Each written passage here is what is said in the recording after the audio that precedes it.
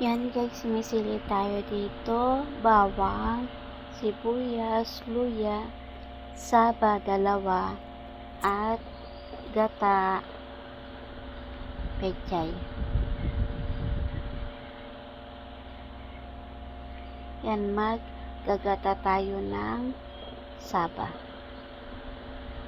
Una, iwain muna natin ang talong.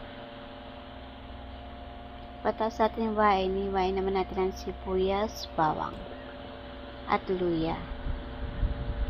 Yan, pagkatapos natin iwain, syempre, tatanggalan natin ng tangkay ang pechay.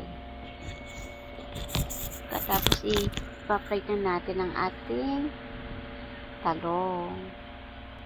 Yan, pagka-pirito natin, syempre, hanguin na natin yung talong.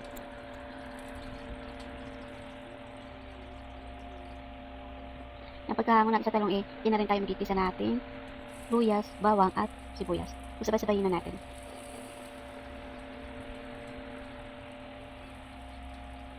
Then, ilalagay na natin ang ating gata.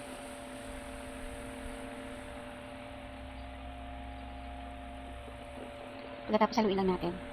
At ilalagay na rin natin ang ating saba.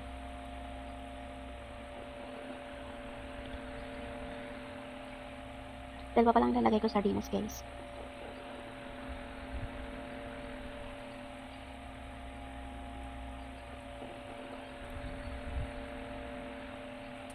Then, i-mix lang ulit natin.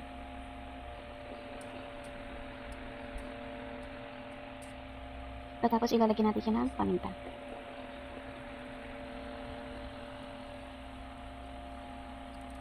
At lalagyan din natin siya ng magic sarap. Yan, pagkatapos, ilalagyan natin siya ng sili. At ilalagay na rin yung pinirito nating talong. Yan, takpan muna natin.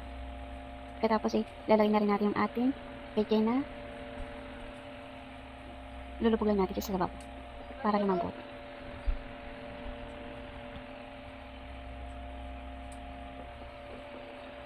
At lalagyan natin siya ng asin.